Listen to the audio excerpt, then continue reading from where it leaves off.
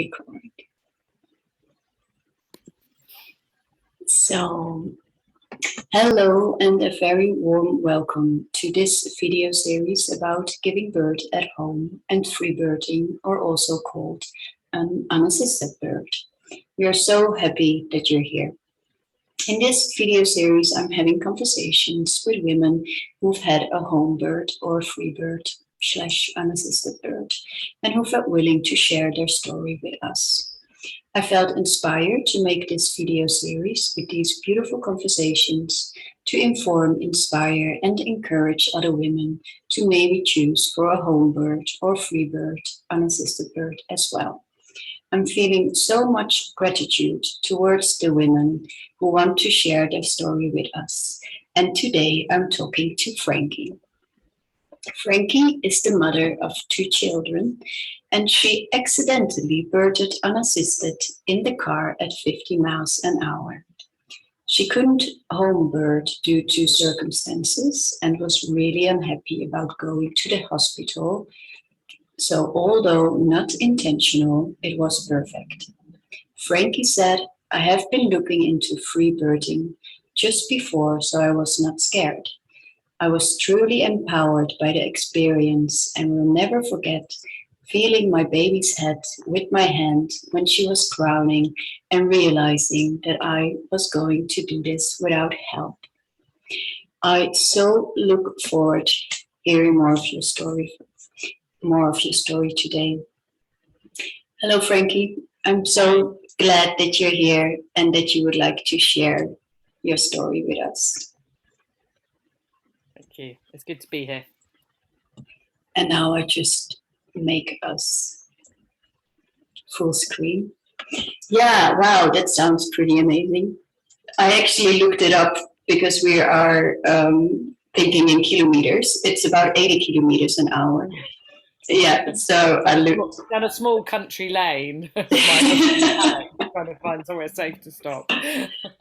Yeah, so you were actually on the way to the hospital, and you said like you couldn't have a home birth during the circumstances.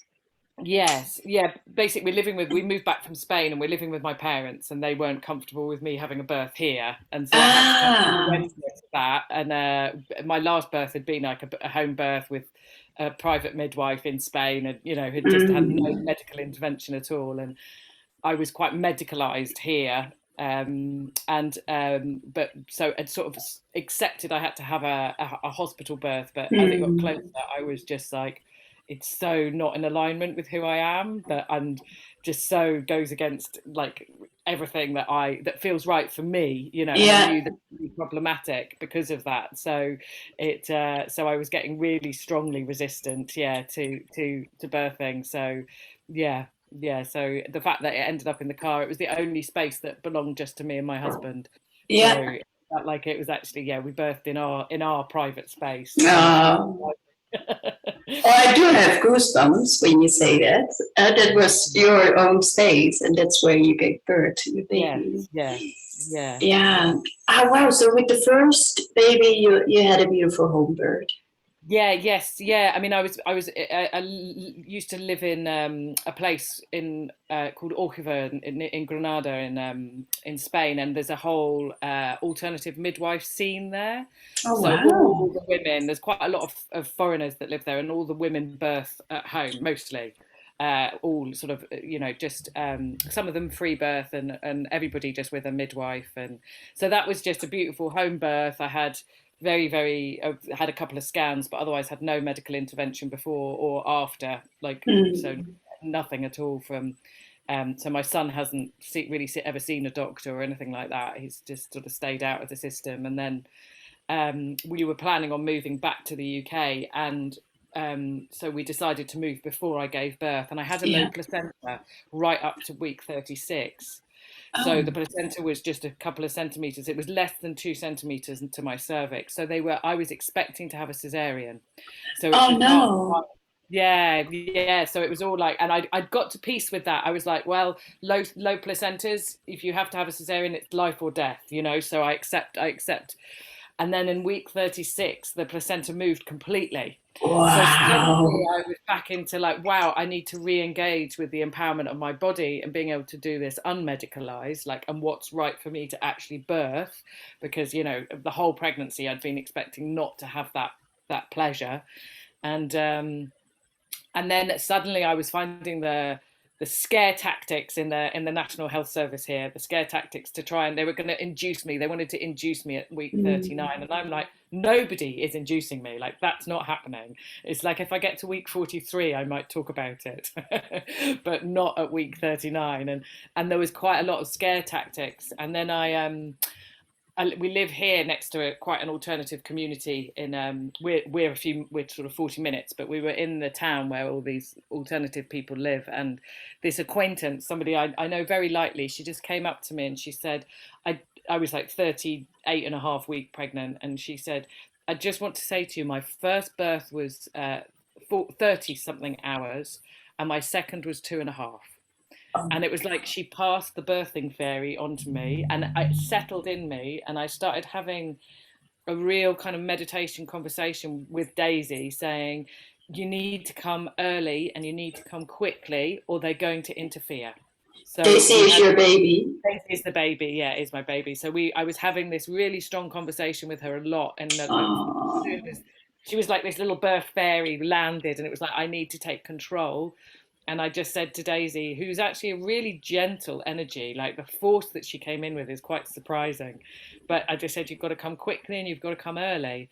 And she came at 39 weeks plus and 2 days. So she was early, and she came in 2 hours and 45 minutes. Oh my God. Yeah, so that there's like this little magic got passed, and I've passed it on. I've spoken to other pregnant women and saying, I'm going to pass you the 3 hour birth. Here it goes. Like second birth, you don't want that with your first birth. But second birth, a quick and easy birth. And so we were here, and I started to go into proper labour around 8 o'clock, and we started phoning the hospital, saying, we think we need to come in. We're an hour and 10 minutes from the hospital here, down small country lane.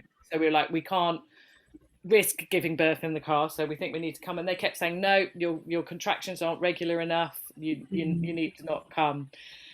And by 10 o'clock, we were on our fourth call, and my husband was like, we're coming now, or she's not coming at all. But I knew I couldn't, like in me, I knew I couldn't give birth here. Like it just wouldn't have been okay for my parents, and I respect that. It just, I'm in their house, and so something in me went, right, we're just going to get in the car. But I was in transition, which I knew, but I had overridden to, like, I was coming up the stairs here trying to get out the front door because I was down in the bedroom downstairs with literally back-to-back contractions. Like I could move like 2 steps and then the contractions. Oh, wow.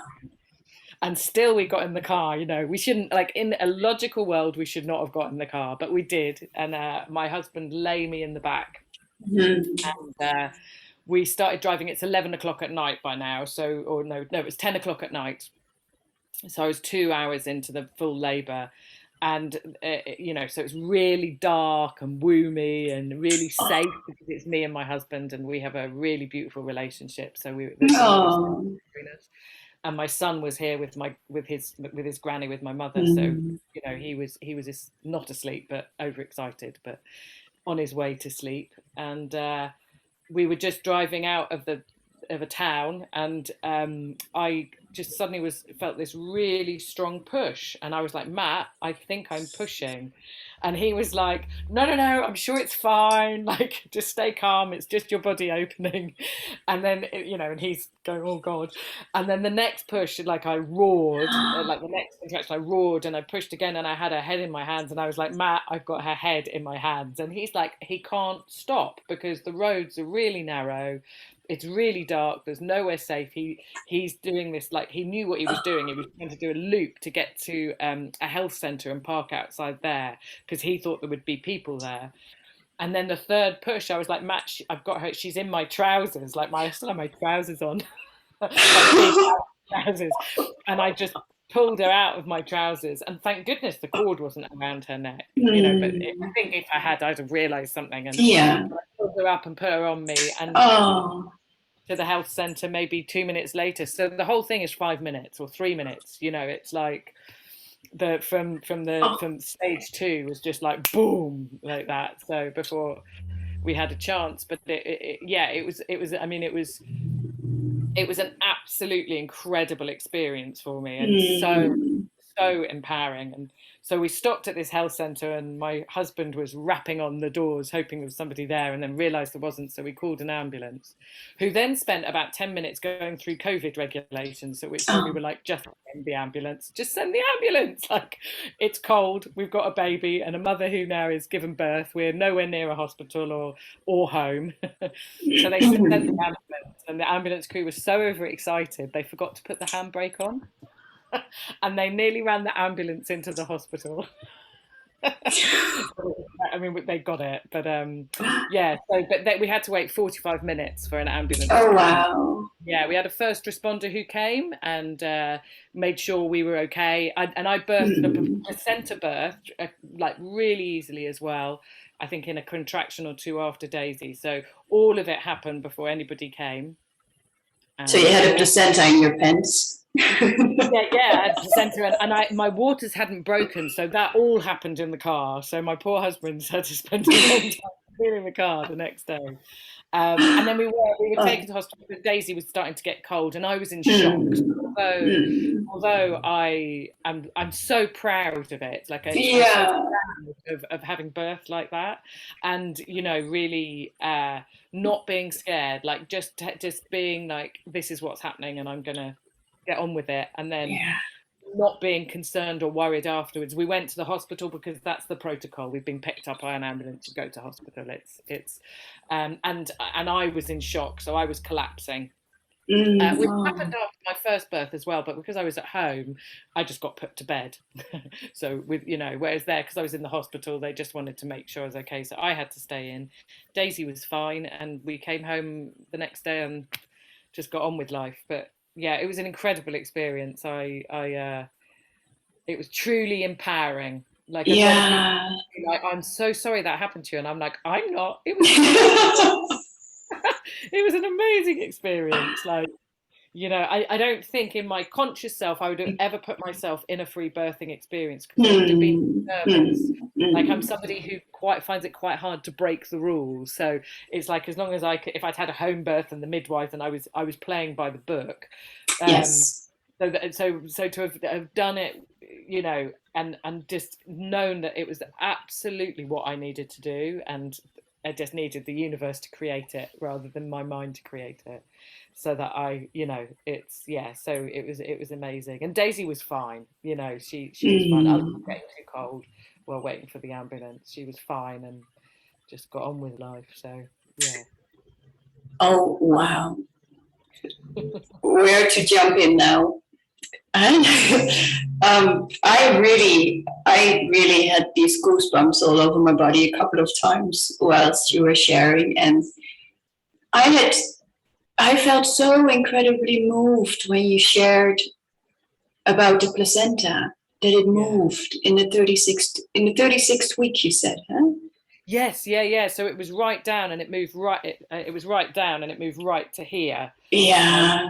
And it was in the back, but totally just got out of the way, and in that I reclaimed my power as a healthy birthing woman, because otherwise I was. I mean, I'm 44, so that's why they were putting so much pressure on me. They think and I'm too old, and and there's really not a lot of evidence around that. Like, with the low placenta, I accepted that there was an issue.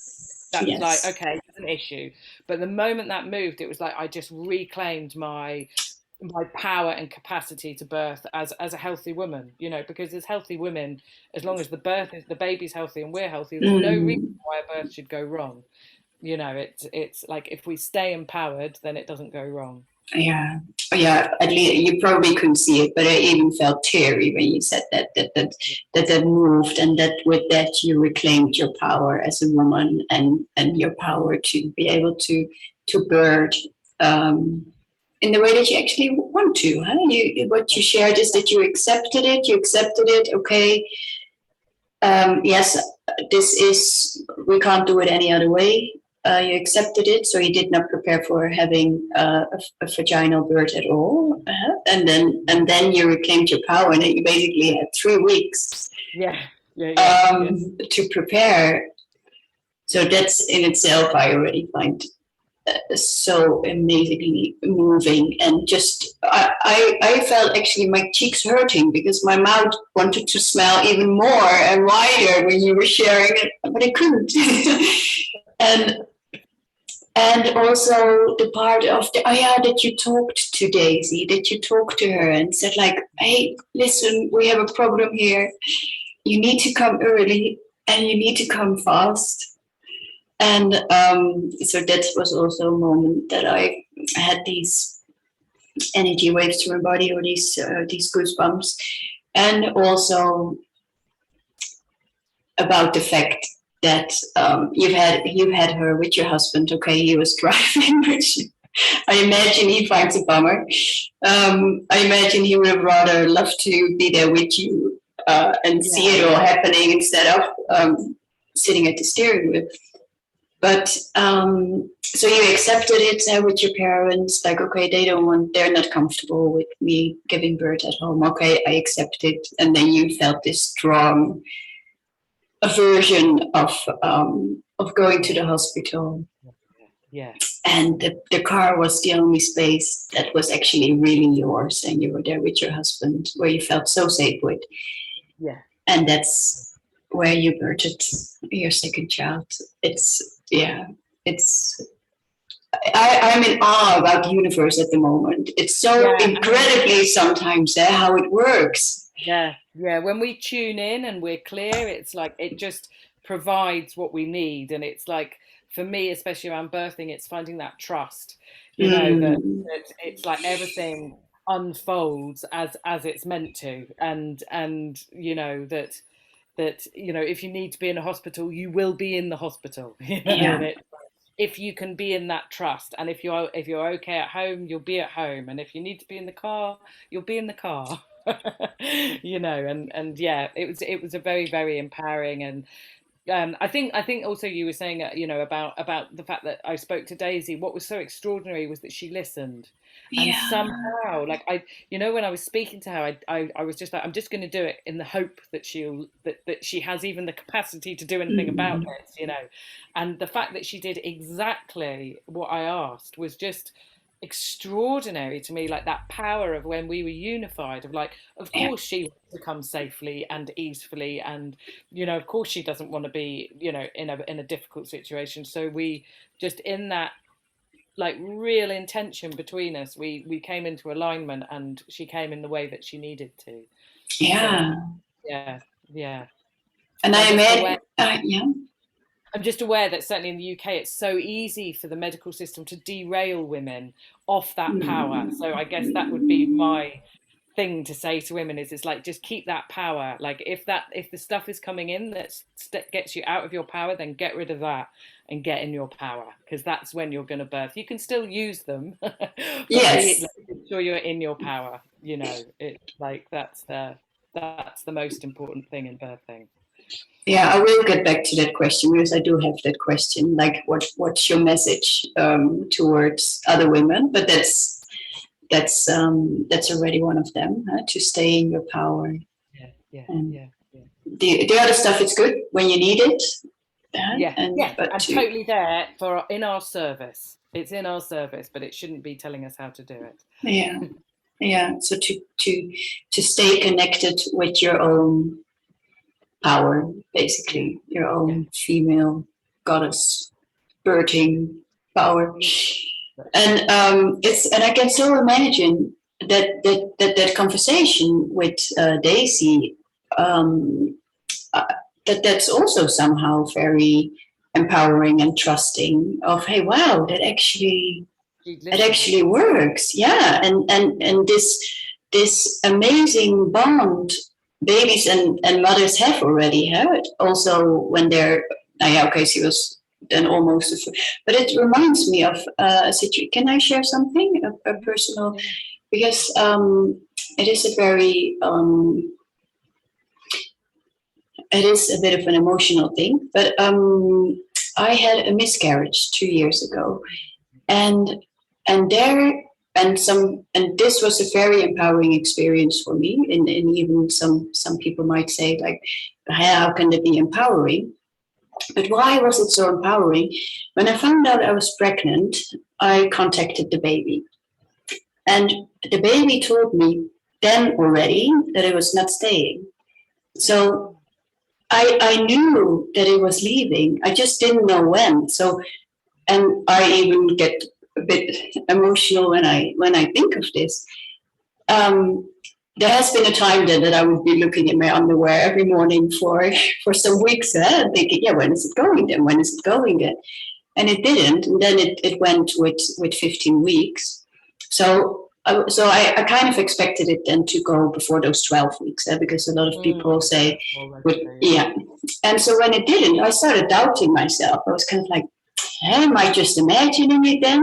Is it staying? But every time when I connected in, every time I would get the message, no, I'm not going to stay. And so it was, of course, also a very emotional and made a lot of impact on me. But in this way, it was so empowering because we were interacting, and I think it was a he. I don't know if it was a he or she, but I think. Yeah, he told me that he won't stay, and I had conversations with him, and he would tell me what he would love me to do, because that was the only way he would experience being here, actually. So I won't go into too much detail, but so it was really, really fascinating and interesting, but also so empowering because of this connection that's there from the beginning already. And I think often we learn to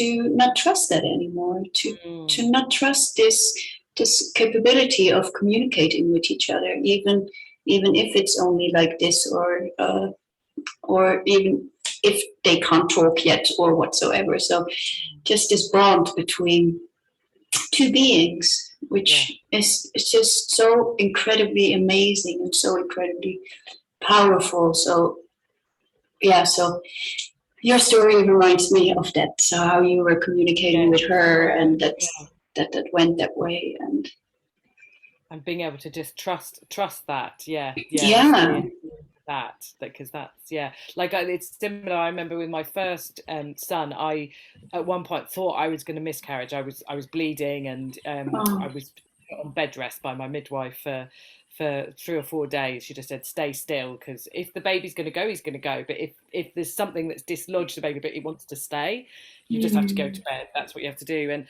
I remember in the middle of it just tuning in and just going, no, I'm going to be born in January. That is going to happen. And just being able to go, okay, I still need to get into bed, and I still need to do what I need to do to support this child to stay. But he's coming, like he is coming. You know, I didn't know he was a he at the time, but you know. So there is that, like, there is a very deep connection between mother and baby when they're in the womb. You know, I think possibly even more so than when they're out. You know, because once they're out, all the other influences come in. Whereas when they're there, it's just us and them. You know, there's nothing else. So that's something. And with us, we can have some. How can you say it? Some dirt coming in that maybe sometimes distracts us, or might put other ideas in our head. But every time when we connect back in again, we will find the truth or whatever. Exactly. Oh, that's so beautiful with your son as well. So and that reminds me as well of, like, women. We can birth all in a natural and an empowering way, but it doesn't mean that we don't need to do things to get there. Like with your son, you knew he was going to stay, but you did need to. I did need bed rest. Yeah. Yes. I needed him to kind of go, okay, I'm here again. So it's like. Yeah. So I sort of also in that conversation just feel really strongly. It's like it's not like, obviously there are complications that women meet, and so some people can't have a natural birth, and it's still the same thing. The same thing still applies. It's like for a positive birth, it's that connection, that empowerment, that, like, you know, like if I'd had to have a cesarean, I was okay with that. Like I'd done my work with it. Like completely at peace with having to have a cesarean. What I wasn't at peace with was having to birth in a hospital. That was a totally different. Yes. So it's not that even that the only way is the natural birth, because that doesn't always happen, but it's like, it's this connection and this empowerment and coming out of whatever circumstances, feeling like you did well, whatever you navigated was the right thing, and that you had been connected and in tune and allowed your baby to arrive in whatever way it was to arrive, or not to arrive, as you speak of the miscarriage of like, okay, this baby got to arrive, so it's how do I work with that, how do I allow that to be empowering rather than disempowering. Yeah, I love that what you said about that we can still have another bird than we actually wish for, but still you can find your empowering in it, and still you can do basically like you did with the cesarean, that you did your inner work basically to come at peace with it. Yeah. And so we can still do that also when it turns out, okay, we can't have a natural bird, or in your case, okay, I can't have an at-home bird, even though I really wanted to, and to work with it rather than against it, basically. Yeah, exactly. I think that's to work with and like allow the universe to. Oh yeah, that's where we stayed. Yeah, because obviously I often think, with birth, it's like, if you're a healthy woman and the birth is healthy, then there's no reason for medical intervention. But many of us did used to die. So it's like, I'm really grateful for the medical intervention when it's needed. And it's just when it goes over, when it stops healthy women, healthy pregnancies from being able to do what they do, and that's when I'm like, it needs to go there, and it comes in when we need it. It needs to be in our service, and if it means that us or our baby live, then great. Have a cesarean, have anything you need, but it's like, just be empowered around those decisions so that it doesn't encroach into disempowering in the birth. That's kind of my feeling around it, is like, all births are perfect if we can just keep the medical people where they're meant to be, which is in the life-saving bit, and keep the birthing where it's meant to be, which is in the realm of the mother. Yeah. I love that. And that also reminds me of where I got drifted off, probably, of your aversion against having a home bird. And that you also said, but I wouldn't have chosen this consciously, because you are someone that follows the rules. I don't know the words you use exactly. But I mean, I don't quite. I basically break all the rules, but I find it really difficult to break the rules. I'm in this one of these people. I really want to live outside of the way that society contains us, because I don't find it empowering, but equally get terrified of getting into trouble, or if something happened to Daisy, if I'd chosen a car birth and something had happened to Daisy, I'd have felt awful forever. Whereas this, it wasn't my fault. So if something had happened, I could have not killed myself in that. That kind of, so it was like just allowing circumstances to take us, praying inside me for me to be having a connected and empowered birth, and allowing the circumstances to just unfold, which is exactly what they did. If the hospital had said to us at 8 o'clock, come in straight away, it sounds like you're going to be a quick one, I'd have birthed in hospital. But because what I needed was to not do that, the universe didn't create that. Yeah, and that's what I also so love, that sometimes you might think like, hey, this is not going well. Like maybe with calling the hospital, when you think, we can't come, but the baby wants to be born, and then in the end it actually fitted perfectly. Exactly. Because otherwise you would have birthed in a hospital. Really amazing. So I don't need to ask you about preparations you did, because you didn't really prepare for it. I did a little bit of hypnobirthing stuff. That because there was always a possibility I wouldn't have a cesarean, so I was kind of like, well, do all of that, because even if I did have a cesarean, that's all going to help.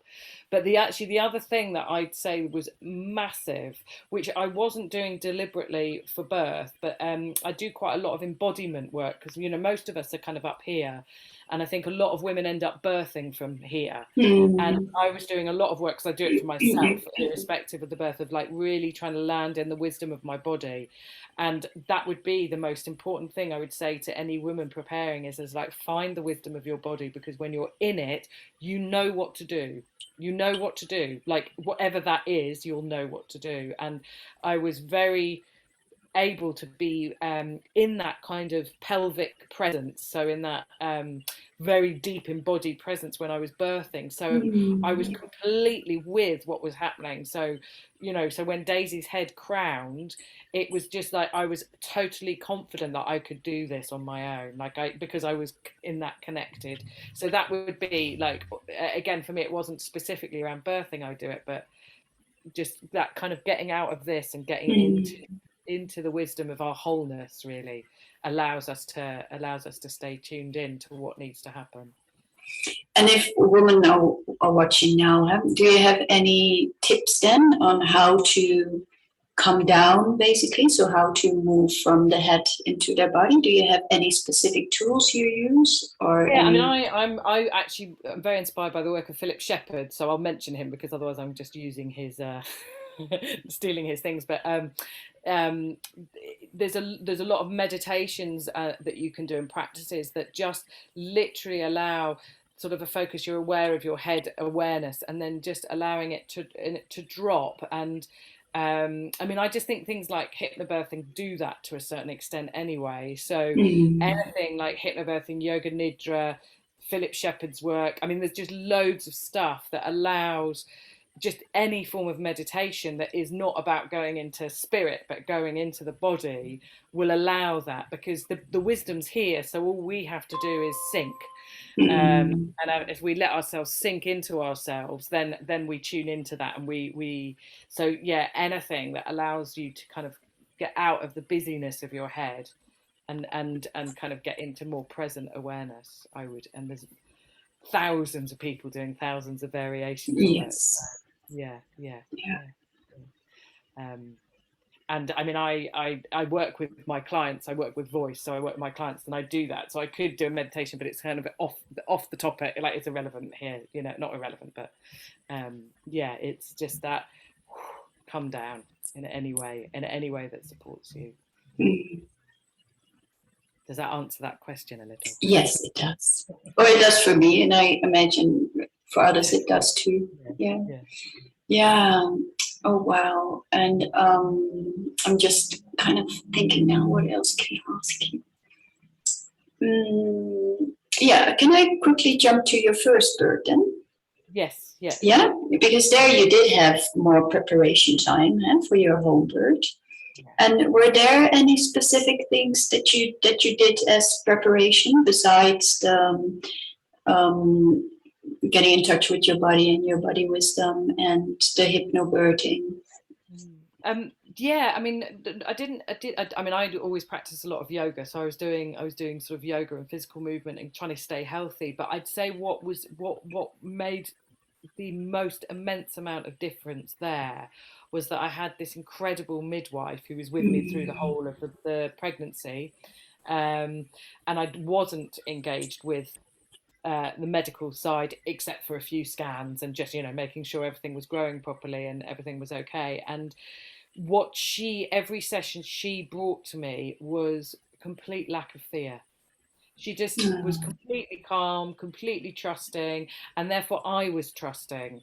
And what I found in my second birth was, because I had much more medical intervention because of the placenta, I was being scanned a lot more and checked for this, that, and the other, and I had to really push the fear that they carry away, you know, because they see all the bad stuff, they don't see the good stuff, you know. So that's what they're bringing, and I forgive them for that. But it's like, you know, majority of us get the good stuff, like, so we don't need that.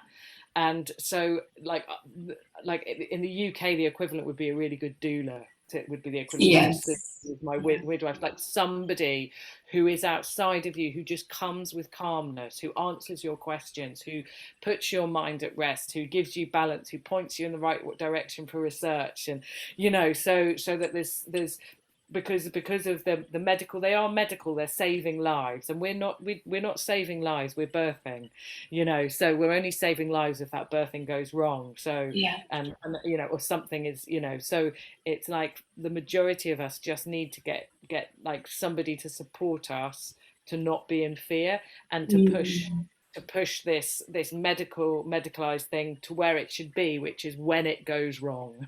They're there to help, you know. And because I kind of think when you're not in fear, you can trust. And some women will know they need to go to hospital. That will be the message they'll get. Go to hospital. That's gonna, you know. So it's just like, but it's like if we take the fear away, we can have that conversation with our babies.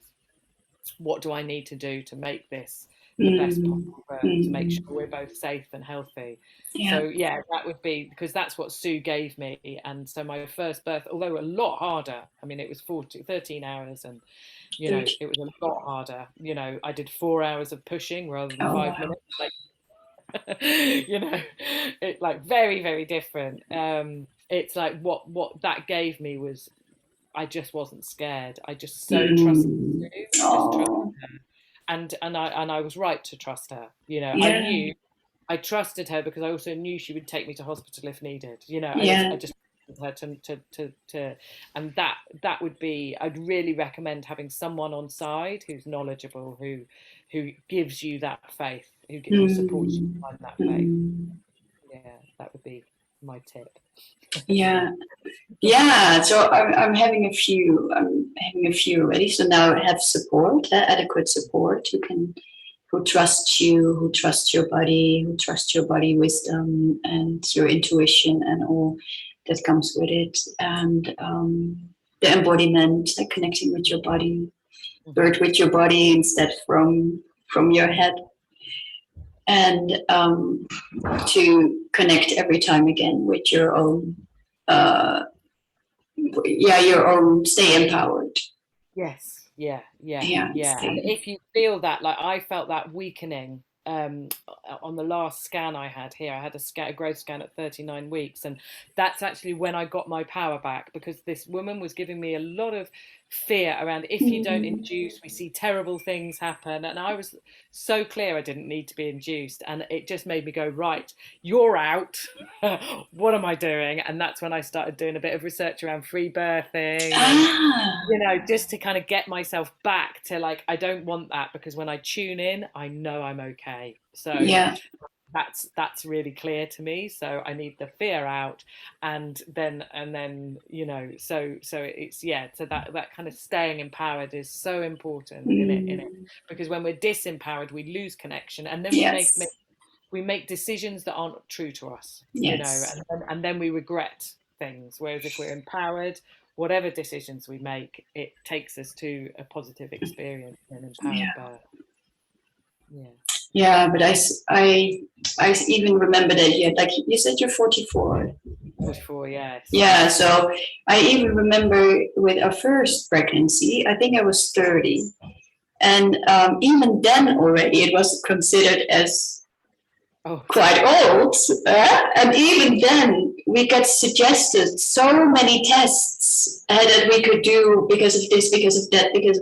And then my husband and I, when we left there, we kind of were like, wow, if you're not connected to yourself and your own beliefs or your own intuition, you would just get freaking scared when you leave, when you have all these tests for, I can't even remember for what they all were. It's like 11 years ago, but I do remember. So, and now I'm 40, so I haven't visited someone yet, but I'm kind of curious how that will be now. Like now coming with 40, but you're 44. I know a woman. She is 45, and she will deliver her baby in this winter.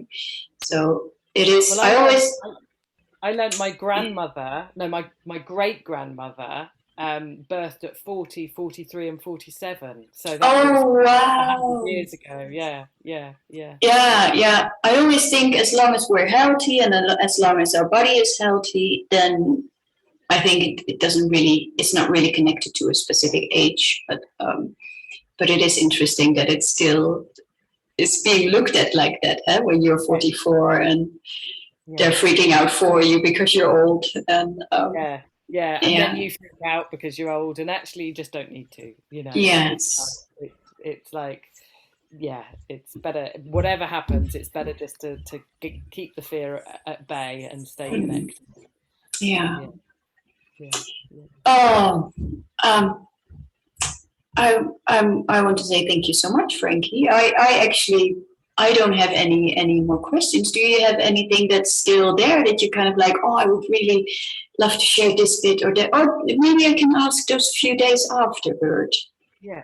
Did you prepare for that? Like, oh yeah, I want to when my baby is there, the first few days, I want to have quiet days. I don't want to have visitors. Or would you like to share a little Yeah, bit about that? we did with both my children, but less with Daisy because my son was 3.5 and we needed more activity, but basically to stay very, very inward. So my first baby, we didn't see anyone for 10 days. It was just me, my other than the midwife. Yes. And then we had just a few visitors. And with Daisy here, we had my parents came in and met her. But generally, yeah, I just stayed in bed for as long as I was able. So it was nearly 2 weeks of really good rest with Daisy. Like the first week or so was almost all in bed and then a bit more active, and then but with my son it was nearly 4 weeks that I didn't leave the house at all for 2 weeks. I didn't even go outside. It was winter. Mm-hmm. And then I rested and just moved around. We went only outside for the heel test. There was a couple of medical things and to register him, but otherwise for 4 weeks it didn't go anywhere. And then I started to go out a little bit. But I feel that that's such an important thing for us to remember, that birthing is enormous on our bodies, and it's an enormous thing for a baby to arrive, and they need to stay quiet, and we need to stay quiet until we've recovered and they've settled, and keep them really woomy for as long as you can. Yeah, because that was really important. Yeah, and did you experience that too? Because I had it with my son. We also stayed inside for I can't remember for how long. He was also born in winter, so it was quite a long time. But then when I started going outside with him, it was almost like I was being so sensitive as he is. Like every sound, like we would go to a supermarket to get some groceries, and I thought, wow, it's amazing, all these sounds. And it was like I was so much more aware of it before having a baby. I was kind of like, wow, you go nuts when you come for the first time in the supermarket and beep, beep, beep, beep, beep, beep. And then the commercials in between and the radio on and all those sounds and all those smells from all the women you pass, or not only women, the people you pass and the smells. And it was really extraordinary that I noticed that so much more intensely. Did you have that Yeah. too? Yes. Yeah. I mean, after my first Lukey, I was really, really, really sensitive to everything for quite a long time. With Daisy, there's a sort of an overriding that happens, I think, when it's your second child, because your first child's running around. So Yeah. there's like they've only got half your attention because the other child needs that. But yeah, it's yeah, because you've kind of gone through such a journey together, and then you're kind of birthing back out, and especially with your first, because you're coming out as a mother for the first time, and that's so huge. It's such a huge thing. So that would actually be the only other thing that I would think to mention around, is a circle of support. So in my first child, Yes. I had a physical circle, and we did a blessing way, and I felt a real connection. And those women were all messaged when I went into labour. And this second baby, we'd moved, so we're very isolated where we are at the moment. We're waiting to get into our own home, and so I called in a virtual circle. So it was just a WhatsApp group, and they were messaged at as I went into full labour. I messaged them, and then they all lit candles and said prayers. So I feel like that, just Yeah. having gathering your women, or men, it might be men as well, depending on who your support network is, but like a birthing circle of like, so you're held by, really, I mean, women being the point, because they've all got the capacity to do it even if they haven't done it. That sense of there's again a strong kind of, I guess, psychic connection, that means that you're held. And I felt that Yeah. was really, really important. So that would be another tip for birthing women. Yeah, to get their support in place. Yeah, to feel it, because I really felt when I was birthing, when I was in the car on my own, you know, and realizing it was like I knew I was going to be okay, because I had this. It was like I knew I was being held, and I really Yeah. tuned into that energy of those women holding Oh, me. So again, it really made a difference in the unassisted, at the accidental unassisted moment. It was like I'm safe and I'm okay because I'm held, you know, yeah. and off I went. And goosebumps again.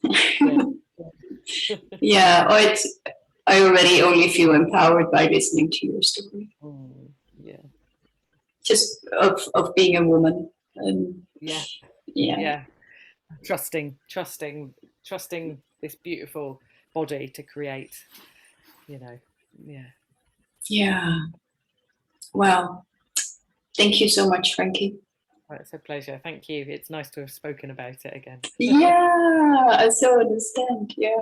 And yeah, so I'm gonna say bye.